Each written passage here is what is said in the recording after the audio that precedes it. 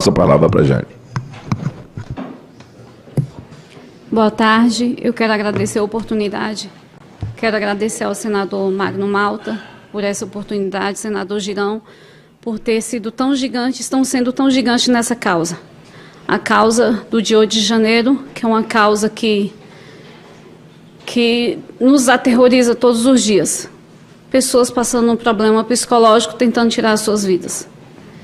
Mas eu quero falar para os familiares que nós estamos na mesma causa e que jamais a gente vai desistir. E eu quero mandar um recado para os parlamentares, que essa casa venha se encher. Eu agradeço todos os parlamentares que esteve aqui hoje presente, somando força com a gente. Mas a gente precisa de mais. Não se acovardem. Existem pessoas, tem vidas, são vidas lá dentro que estão presas. Que pode haver mais familiares sofrendo, como a minha família hoje está sofrendo. Hoje eu e minhas filhas não conseguimos sentar na mesa para ter uma refeição porque está faltando algo. Está faltando uma pessoa. O meu Clezão. Amanhã está fazendo um ano que o meu Clezão partiu. No meio dessa tanta dor que estamos sentindo, eu falo para vocês, familiares que estão sofrendo. A luta não é de vocês, é nossa. E quando recebemos a notícia de quando o Clezão faleceu, uma semana antes, as minhas filhas, a gente vive por ato de fé. Minhas filhas separaram uma roupa. Quando a PGR foi favorável à soltura do meu esposo Clezão, a gente vivemos por fé. Elas separaram essa roupa e colocou em cima da minha cama ao meu lado e falou: mãe, essa roupa a gente vai buscar meu pai. E aí nós usamos essa roupa da pior forma, que foi para colocar no meu esposo, e eu recebi o caixão em casa. Mas eu creio no Deus Todo-Poderoso que vai fazer justiça. E não vamos desistir. E parlamentares, se sensibilize com a dor da gente. Tenha misericórdia daquelas pessoas que estão presas, daquelas pessoas que estão asiladas. Que os familiares, que essas famílias voltem a ter vida normais. Apesar de que a minha nunca vai ser a mesma. Mas eu prezo e eu peço, e eu clamo ao Senhor Jesus e clamo a vocês que esses familiares venham voltar a ter vida normal. Que a gente não vai conseguir mais ter, mas eu falo para minhas duas filhas, nós vamos vencer. A voz do Clezão foi calada, mas a nossa não. E nós vamos continuar, a nossa luta não parou e vamos continuar. E eu só tenho a agradecer, Magno Malta, que Deus abençoe as nossas vidas.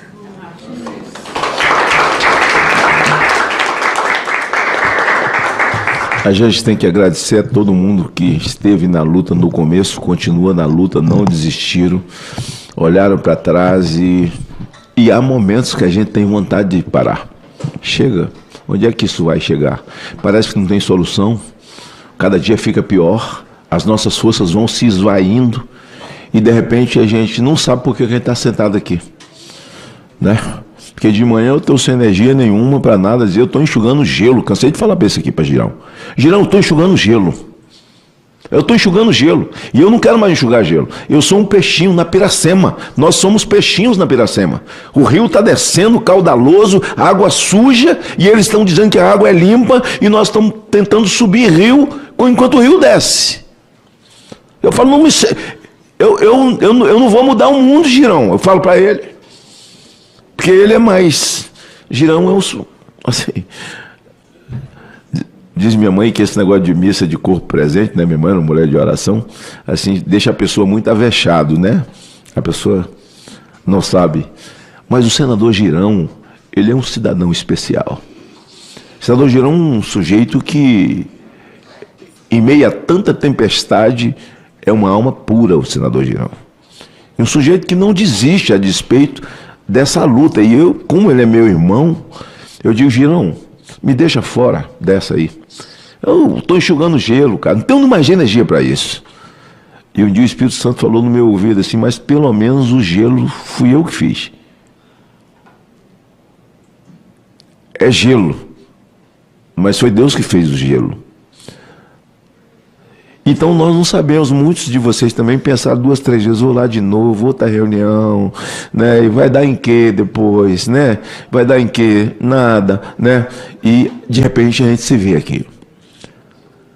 Com ânimo retomado e as forças retomadas e a vontade de que esse momento chegue. Mas esse momento não é nosso. O tempo não é nosso. O tempo é de Deus, o momento é de Deus, os caminhos são caminhos de Deus, né?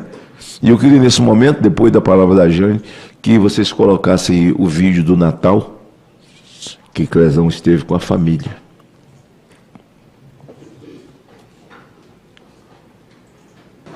Eu quero seu pai agora. Oh, menino que não deixa de dar vida. Desabra minha orelha, vou ficar bonito. E agora? Sorri.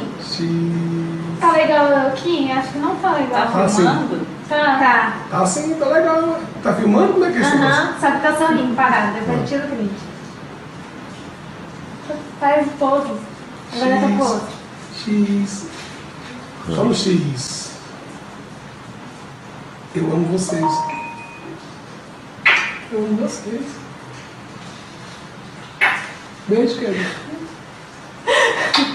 Tá filmando? X. Amo vocês. Ih, chamar o menininho, gente! Queria pra trás, ser vergonha. É bonitinho, vai ser. Olha lá, Miguel. Olha, Miguel. Olha.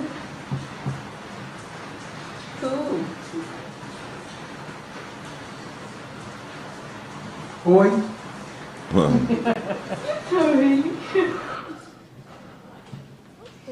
O Clezão vive. Clezão vive. Clezão vive. E saibam vocês que são filhas, esposa, que Clezão será o símbolo da nossa luta. O símbolo da nossa luta. O símbolo dessa luta. Todas as vezes que eles querem falar sobre 64, golpe militar, eles usam a figura de um advogado chamado Herzog, que morreu nos porões da ditadura. Ah, é? E agora nós estamos vivendo a ditadura do proletariado, que eles nunca quiseram democracia. E nós temos Clezão morto nas vistas e nos porões dessa ditadura estabelecida agora. Então nós não podemos esquecer que Clezão vive. Todas as vezes que você aponta uma indignidade, uma narrativa, uma mentira dessa esquerda desgraçada, eles falam, Marielle vive. E todo mundo já sabe o que aconteceu, já foi desvendado o crime. O crime de Clezão nem precisa. Está documentado, tem foto. Não foi combinado, ao ponto de o procurador-geral pedir para liberá-lo, não pelas condições de saúde, poderia ter sido. Agora que eu vi essas fotos, que eu nunca tive, quero ter, porque eu oficiei ao presidente do Senado para que as fotos que nós temos sejam exibidas também na TV Senado, porque a TV Senado se tornou tão somente um órgão de divulgação dessa ideologia desgraçada e dessa mentira contada, armada dia 8, onde Flávio Dino, hoje ministro Supremo, não tinha uma foto para nos entregar, quando todos nós temos.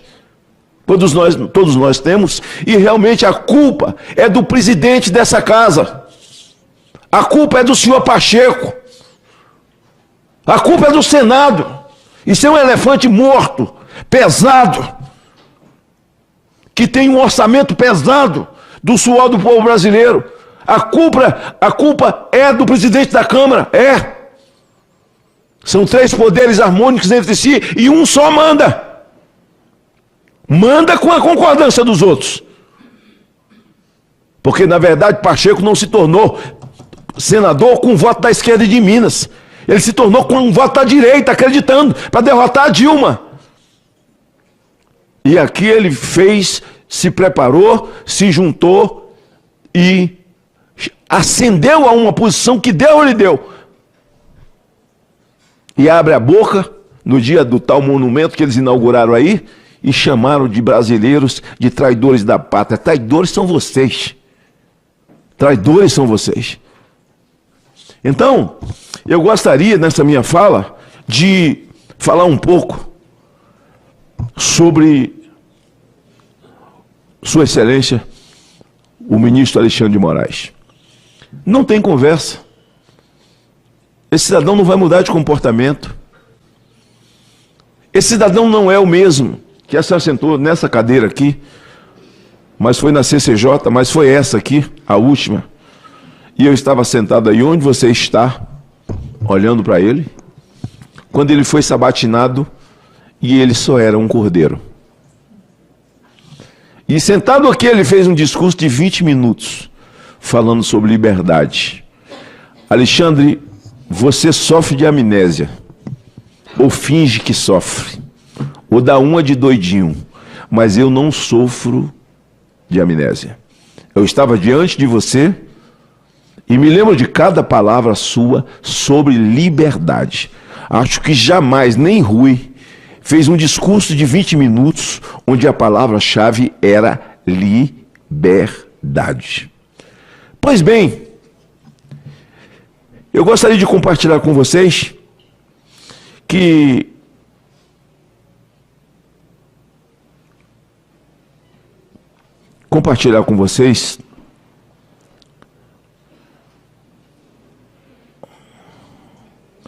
em 2017, aconteceu um ato aqui na esplanada dos ministérios contra o governo Michel Temer,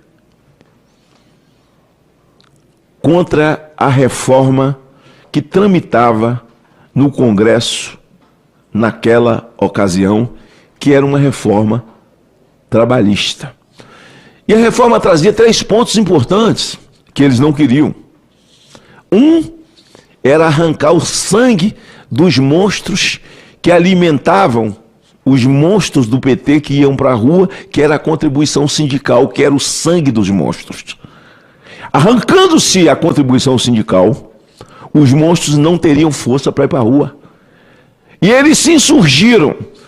A segunda coisa era o trabalho intermitente, que você podia combinar com o seu patrão, e você podia trabalhar para alguém após o expediente, uma colocação de uma janela, um trabalho de pedreiro, uma porta, um trabalho de torneiro ou de motorista, não importa, você poderia fazer esse trabalho intermitente, que foi uma vitória muito grande para que o pai de família pudesse aumentar a sua renda com o trabalho intermitente. E a terceira coisa, fim da contribuição sindical, o trabalho intermitente e a litigância de má-fé. O emprego no Brasil desapareceu porque ninguém tinha coragem de contratar ninguém. O indivíduo ficava numa lanchonete de família que estava lá, aquela padaria, há 30 anos. Começou com o avô, veio com o pai, depois veio com os netos, veio com os filhos, e alguém trabalha lá 2 anos e no final sai, pega um advogado canalha, entra na justiça e no final tem que ter um acordo. O acordo é entregar metade daquele patrimônio de uma família de anos para alguém que trabalhou lá 1 ano, 6 meses, como se tivesse direito. E nessa justiça do trabalho do Brasil, nenhum empregador. E olha que o homem que emprega, quem dá emprego, ele gera emprego não, ele gera honra. Porque a honra de um homem é seu trabalho. Então os geradores de honra tinham medo de gerar emprego, de gerar trabalho no Brasil, porque eles não ganhavam uma. Porque a conversa era assim, entra, porque no final pelo menos sobra um acordinho. Se não der nada, sobra um acordinho. Quando a litigância de má-fé foi votada, mais de 50% dos processos diminuíram e desapareceram. Porque na litigância de má-fé você é obrigado a pagar 50% daquilo que você está pedindo e você é obrigado a provar vírgula por vírgula, de forma documental, tudo que você falou. Ninguém tinha. E eles querem desmanchar isso tudo. A gente viu vídeo aí de grandes filas, as pessoas achando que eram grandes movimentos de rua. Não, era um sujeito lá com um documento para assinar, dizendo assim, eu não quero contribuição sindical. A contribuição sindical, na verdade, é para uma meia dúzia viver nababescamente, e é tão terrível que, em alguns casos, esses sindicatos, por exemplo, sindicatos em São Paulo, principalmente, de transporte público, dá morte. As disputas da morte. Porque o cara vai viver às custas do Estado, como um líder sindical, incitando as pessoas, e a gente sabe dos casos todos, desde a época do senhor Luiz Inácio Lula da Silva, que faziam acordo com os patrões para ter greve ou não ter greve, onde eles tinham as suas vantagens. Então, quando isso foi cortado no governo Temer, eles vieram e sentaram fogo na esplanada dos ministérios e se aproximaram do Supremo Tribunal Federal num movimento do MST.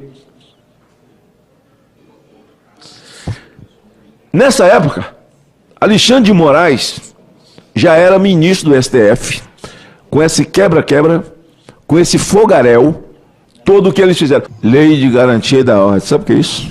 GLO. O Temer pôde decretar e o Lula também, mas o Bolsonaro não, porque seria crime. Esse era o golpe, decretar a Lei de Garantia e da Ordem, a GLO, que logo em seguida, ao tomar posse, o Lula declarou. O Lula decretou uma GLO, não estando aqui, tendo voado para Araraquara de forma muito rápida. O posicionamento da polícia ali, em 2017, não foi o mesmo posicionamento que ficaram agora, no dia 8, para que as pessoas pudessem ser impedidas de entrar no Senado, ou de entrar nos poderes. E a polícia agiu com gás lacrimogênio, a polícia os dispersou. Tudo que poderia ter havido se tivesse tido o mesmo procedimento, mas contra pessoas calmas, inocentes. Ninguém estava botando fogo em nada, ninguém quebrou nada, ninguém jogou bomba em nada, tudo diferente desse comportamento. Agora, Alexandre de Moraes, você já era há 2 meses ministro do governo Temer, você já era ministro do Supremo Tribunal, você já era ministro do STF há 2 meses. A minha pergunta a você, cidadão valentão, qual foi a atitude que você tomou? O que você fez? O que merecia essa gente aí? Se você está dando 17 anos para uma mãe de família que escreveu "perdeu o mané" numa estátua com um batom, qual é a pena, Alexandre, que você daria para um vândalo desse, que não estão plenamente guardados, respeitados, glamorizados por vocês, que são os black blockers? São aqueles alimentados ainda pelo sangue do trabalhador, com o chamado contribuição sindical, e eles eram pagos para vir para a rua fazer isso. Quanto de pena essa gente pode tomar? Você já tinha 2 meses de ministro. Eu quero perguntar a Alexandre de Moraes o que você fez. Qual foi sua atitude, sua entrevista? Porque hoje você dá entrevista facilmente, você tem a língua solta, você fala o que você quer falar, porque você é o dono do Brasil. Você é um homem sem passado. Alexandre de Moraes, os ministros do Supremo, não têm passado. Não tem um telhado de vidro. Nada, zero. São homens limpíssimos. E que levantam o dedo contra as pessoas e os chamam de bandido e tal. E são os festejadores com os irmão Batista, com o povo da Odebrecht, com o povo da OAS, né? O senhor Toffoli, né? Que o advogado da esposa pediu para revogar o acordo de leniência e devolver o dinheiro da OAS, e ele o fez. O que merecia as pessoas que assaltaram esse país e que fizeram delação e devolveram dinheiro e agora estão operando dentro do governo Lula, elas são bandidos ou não? Elas são democráticas, Alexandre, ou antidemocráticas, senhor mandatário do país? Os grupos atacaram fogo em ministérios. O ato foi marcado pela depredação dos prédios ministeriais, das estruturas que compõem a esplanada. Houve registro de incêndio na área interna dos Ministérios da Agricultura, do Planejamento e da Cultura. Segundo a Secretaria de Segurança Pública do DF, 7 pessoas, diferente agora que o pessoal do DF foi preso, né? E nesse caso aqui, como eles agiram da mesma forma, foram detidas durante os protestos estas pessoas, suspeitos de dano ao patrimônio público, desacato por uso ilegal de arma. Ato da Esplanada terminou com 7 pessoas presas, 49 feridos e rastros de depedração. A minha pergunta é: onde estava você, Alexandre? Você já era ministro do Supremo. Onde estava o senhor Alexandre de Moraes quando a esquerda fez essas manifestações? O senhor já estava sentado na sua cadeira, o senhor já estava sentado com a sua toga nas costas, aliás, também sentado nessa cadeira, o senhor Fachin, de uma forma esdrúxula, covarde, respondeu para mim. Depois de eu expor toda a vida esquerdista dele sentado aí, e que ele não estava preparado para ser ministro do Supremo, que ele era advogado da esquerda, ele assentado aqui, olhou para mim e disse, para que o Brasil saiba da verdade: senhor senador, quando o homem coloca essa toga nas costas, quando recebe a oportunidade dos nobres senadores, dessa nobre casa, eles ficam bajuladores, eles bajulam mesmo, quando eles querem sentar aqui e ser aprovados, são bajuladores. Eu não recebi Fachin no meu gabinete, estou muito a cavalheiro para falar, não recebi esse sujeito, não vou falar de ministro. Ele disse, quando a gente coloca a toga nas costas, tudo muda, tudo começa do zero. Eu disse, senhor advogado, ninguém nunca vai separar um homem das suas convicções. E eu estava certo. As convicções dele são essas. Que mandou arquivar os crimes do Lula. Não arquivar os crimes do Lula. O inocentou e deu a ele elegibilidade. Só que os crimes dele foram investigados em Curitiba. E não é Curitiba, é Brasília. Então, anula tudo e começa tudo do zero em Brasília. Canalice. Canalice, covardia, comportamento imundo, comportamento nojento. Ele mentiu para essa casa, falsidade ideológica.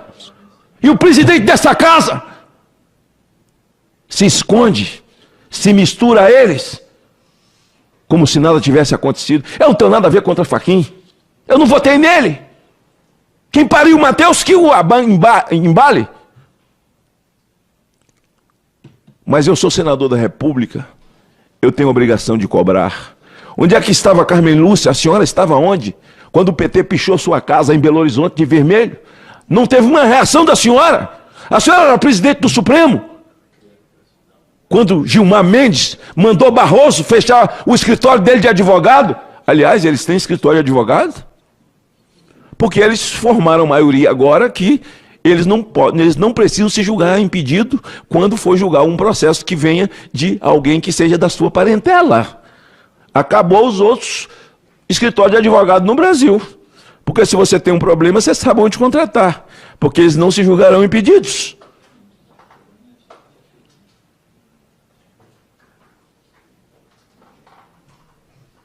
Eu não vou falar que país é esse, porque a gente fica triste. Mas não é o povo do país. Eu dizia, mas que povo nós queremos libertar, Girão? Quando a gente fala em libertar o nosso povo, eu estava lá agora, nos Estados Unidos, conversando com Alan dos Santos e com Paulo Figueiredo. Que povo a gente está sonhando, botando o pescoço na guilhotina para libertar um povo que reelege Eduardo Paes no primeiro turno? Que povo que nós estamos querendo libertar? Nós estamos querendo libertar quem, pelo amor de Deus? Olha o tipo de vereadores que foram eleitos agora por esse povo que a gente quer libertar. Eles votaram. E eu quero dizer uma coisa a vocês, nós vamos lutar até o final pela anistia. Porque bandidos foram anistiados aqui. Um bandido chamado César Battisti, um assassino, um terrorista, que matou gente, que destruiu famílias, destruiu sonhos. Você perdeu o seu Clezão morto lá dentro da Papuda. César Battisti queimou a família inteira com as crianças, mãe e pai, dentro de casa. E o advogado dele aqui no Brasil era o senhor Barroso, que é o presidente do Supremo. E acreditava que ele era um homem inocente, de bem. Não, ele sabia. Ele era advogado. E dobrou o pleno do Supremo, que anunciou que ele estava livre. O terrorista estava livre. Quem estava lá? O senador Neri, que era do PSOL, que estava aqui, Randolph, Chico Alencar, comemorando a vitória. E agora esses senadores, esse senador, Randolph, faz um discurso aqui num ato falho, diz, num dia só nós prendemos mais de 1000. Nós quem, caralho de palha? Quem é você? Você é o judiciário? Onde é que você investigou?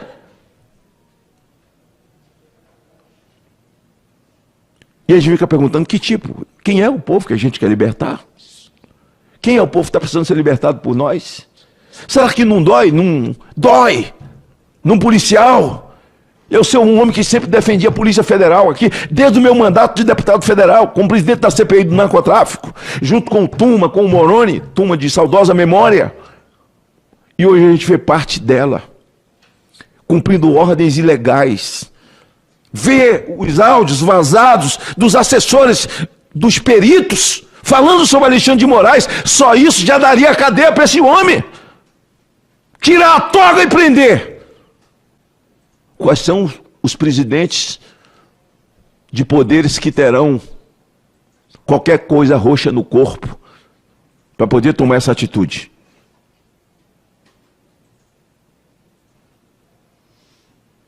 Mas está lá as palavras gravadas do talha-ferro. Está lá gravadas as palavras dos peritos. Criar mentira, criar narrativa para prender pessoas. E agora a gente vê a primeira-dama do Brasil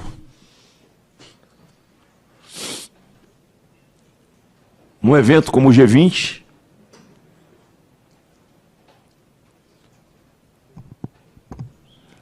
mandar Elon Musk, um gerador de honra, de dignidade.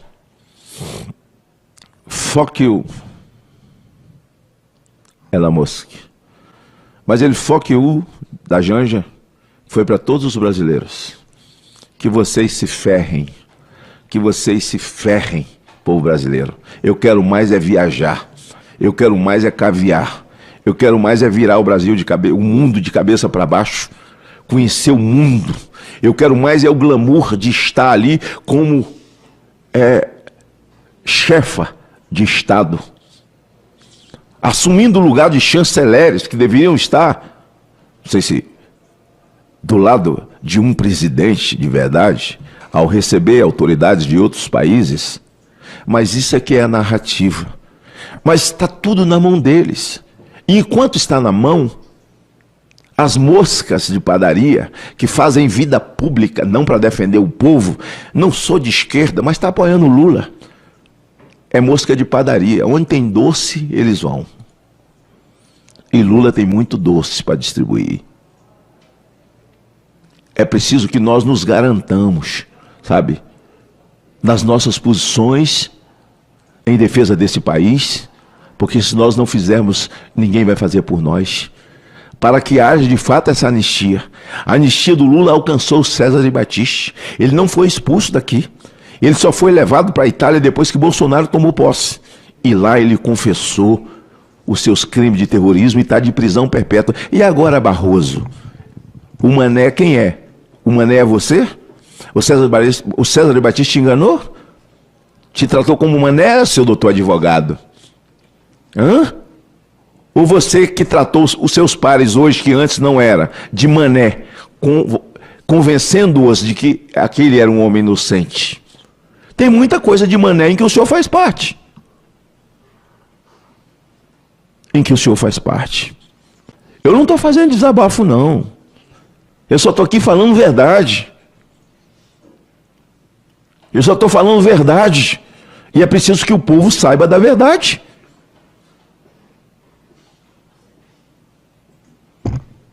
E nós falamos muito em Alexandre de Moraes, mas Alexandre não decide sozinho, não. Alexandre decide com a vênia deles, com o apoio deles. Ele só verbaliza o comportamento do coletivo.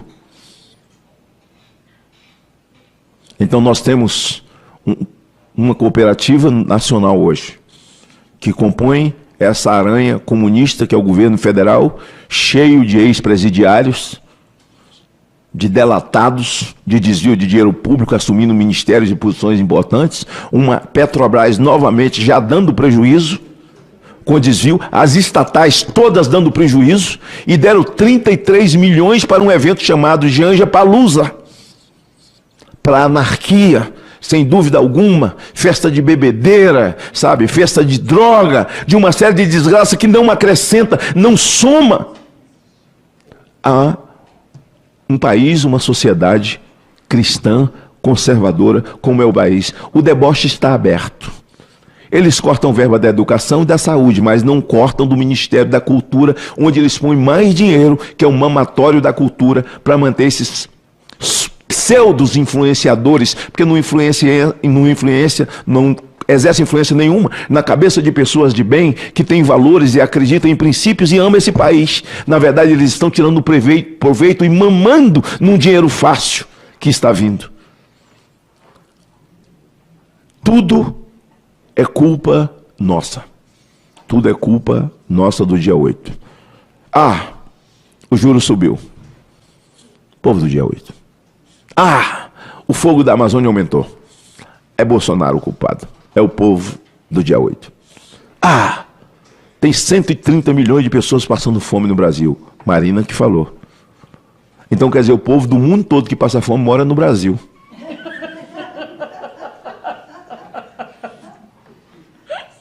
Todo mundo mora aqui. Mas por que Marina contou essa mentira? Não. Ela contou para dizer que aqui tem 130 milhões de passando fome por culpa de Bolsonaro. Teve um apagão em São Paulo. Culpa de Bolsonaro. Amanheceu chovendo em Brasília. Culpa de Bolsonaro. Estamos reunidos aqui. Culpa de Bolsonaro. Você sabia que a inveja mata? As pessoas dizem que a inveja é outra coisa também. Minha mãe falava, mas não vou falar aqui.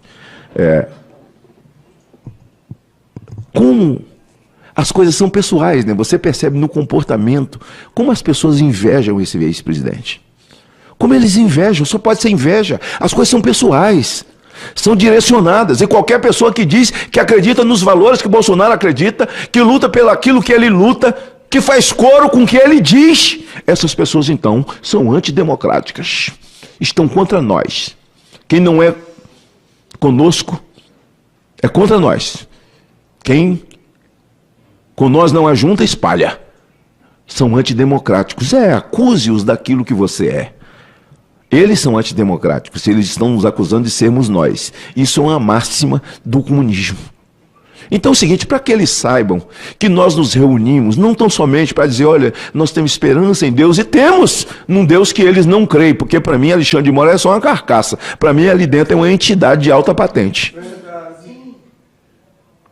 Para que eles não pensem que nós estamos reunindo, o senador Girão é chato, é só fazendo essas audiências, chamando as pessoas e tal. Nunca vai sensibilizar o coração deles. Não, essas reuniões é para que vocês saibam que nós não temos medo, conhecemos a verdade, falamos a verdade, botamos o dedo, apontamos os nomes daqueles que vilipendiam a liberdade e a construção desse país.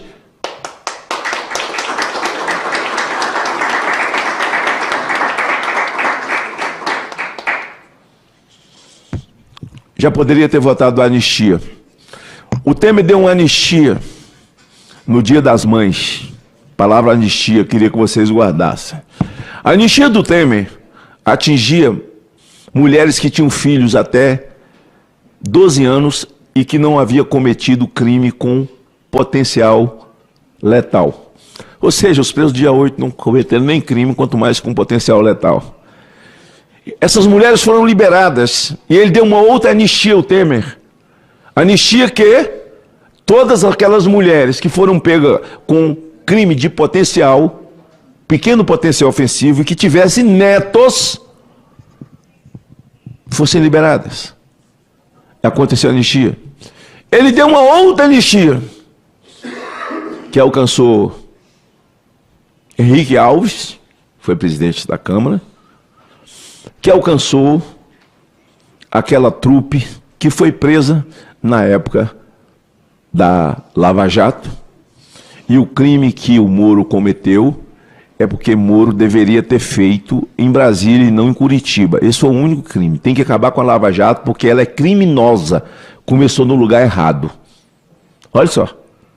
E todo mundo que cometeu o crime é inocente porque errou a jurisdição. Eles são inocentes porque Moro errou a jurisdição. Suponhamos que Moro tenha feito tudo por interesse pessoal, como eles dizem. Suponhamos que seja verdade. Mas verdade maior são os criminosos que ele revelou. Quem é que vai pagar isso?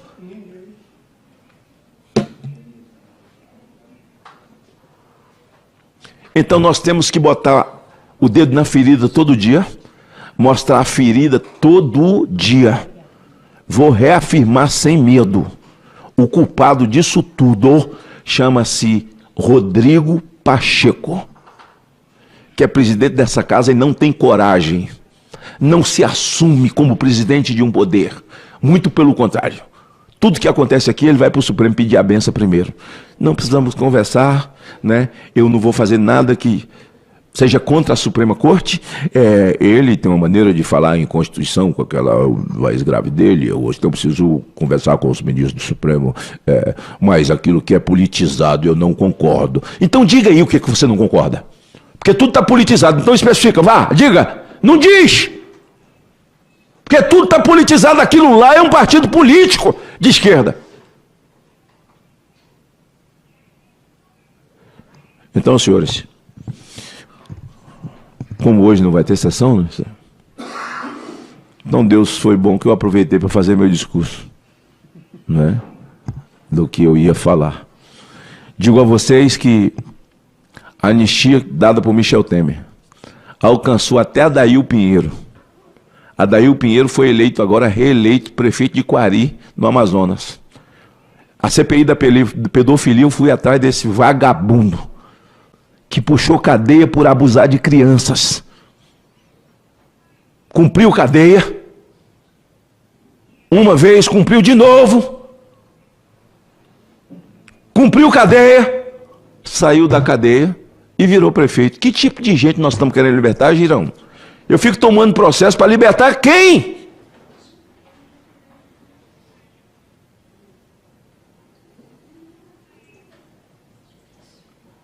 É muito difícil. É muito difícil. Mas eu quero dizer que a graça concedida pelo Temer alcançou esse tipo de gente. E a graça concedida por Jair Bolsonaro, que é discricionário na Constituição. Só o presidente pode. Dada a Daniel Silveira, esse consórcio se reuniu e disse que a graça de Bolsonaro não valia, não. Só vale dos outros. A dele não vale. E Daniel Silveira está apodrecendo lá. E a conta é sua, Alexandre. A vida do Crezão está na sua conta também. O apodrecimento de Daniel Silveira está na sua conta.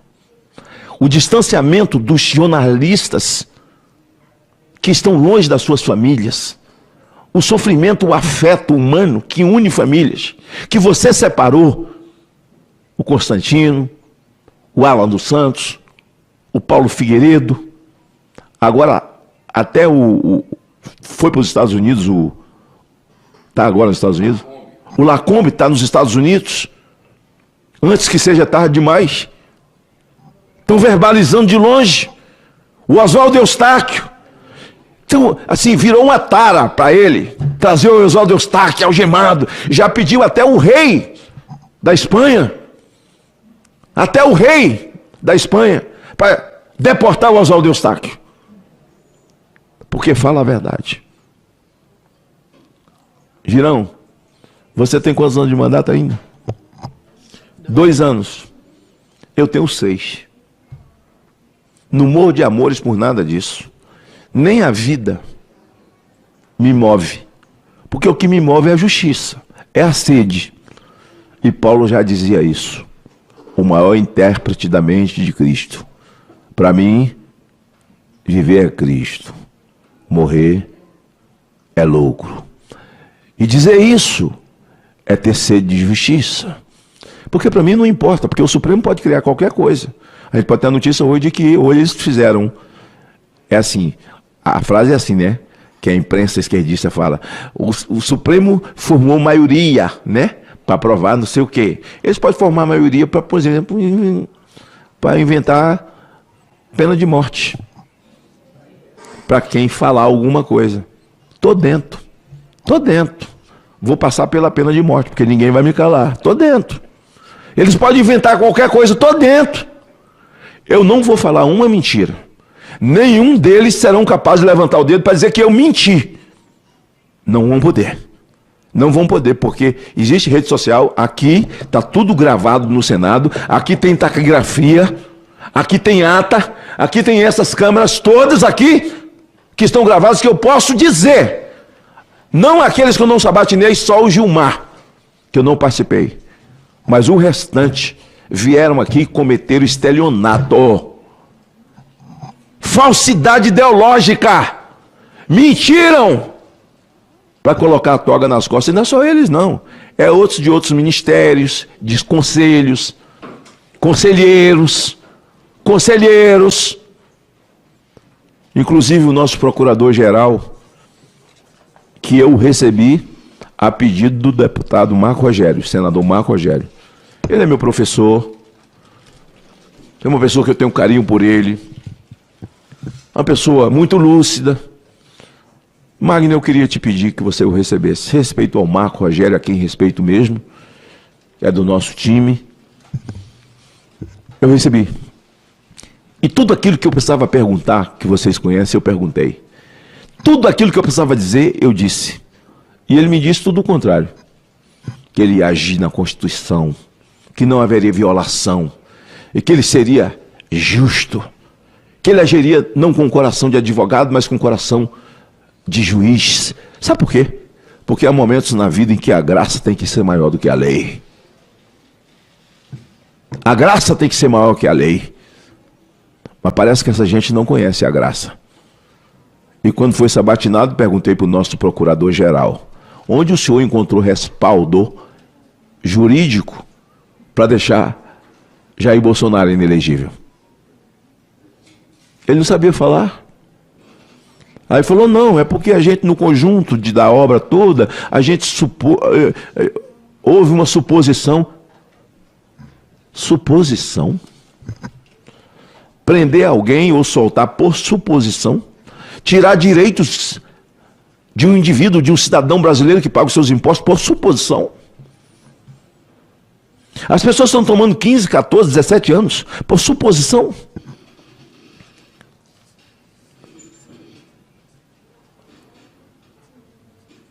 Essas pessoas que depedraram a esplanada dos ministérios, o MST que foi, se aproximou, entrou dentro da primeira ala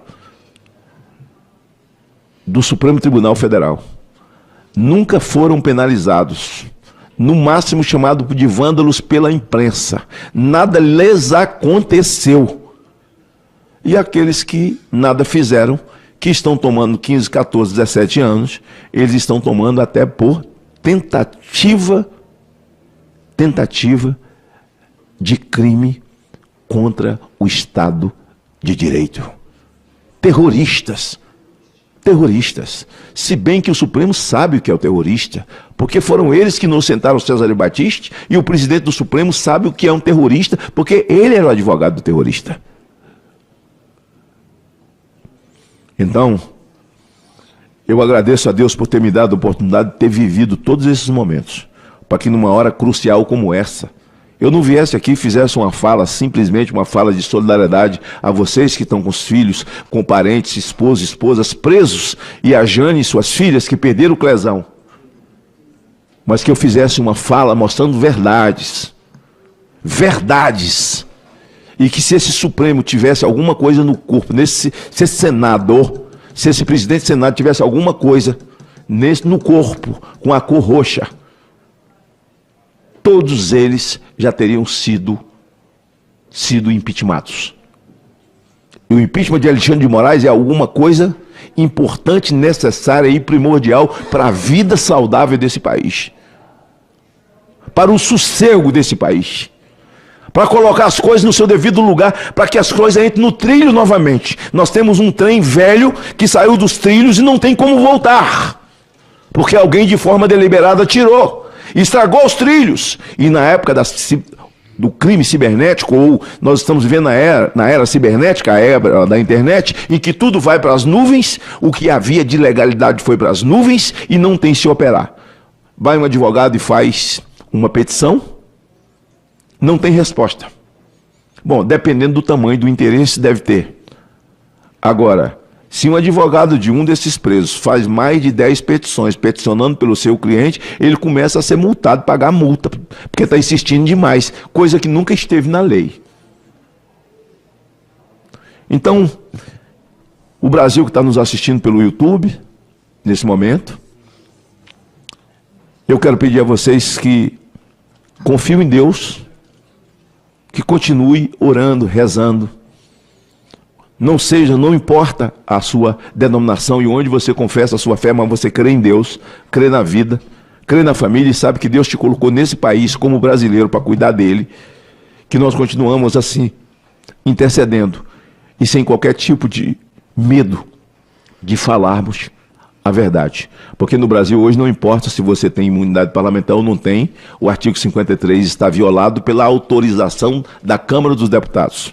Porque quem prendeu Daniel Silveira, a gente fala, foi Moraes. Moraes propôs a prisão dele, violando o 53, e pediu autorização à Câmara dos Deputados. E quem prendeu Daniel Silveira foram os deputados. E esses deputados que agora passam de centrão, né? Eles são centro, eles podem tudo, né? Alguns até elegeram seus prefeitos dizendo que era de direita. E ninguém teve a cabeça de lembrar que eles prenderam Daniel Silveira. E alguns deputados que prenderam Daniel Silveira se elegeram prefeitos agora com voto da direita. Ora, o que nós estamos pensando? Pelo amor de Deus, onde é que nós estamos? Então que outras reuniões como essa nós tenhamos. Até que chegue o dia em que a gente vai ter que bradar, o dia em que nós chegamos ao fim dessa luta, num novo dia, com novos princípios e valores, onde vai se cantar novamente o hino nacional na frente das escolas, onde os nossos filhos vão aprender o SPB, educação moral e cívica, respeito aos pais, respeito à fé e respeito aos valores. Que Deus nos ajude. Muito obrigado. Gostaria de deixar claro que as opiniões e informações apresentadas aqui são de responsabilidade exclusiva de seus autores. Como criador deste conteúdo, não me responsabilizo por consequências. Pesquise e busque orientação profissional antes de decisões significativas.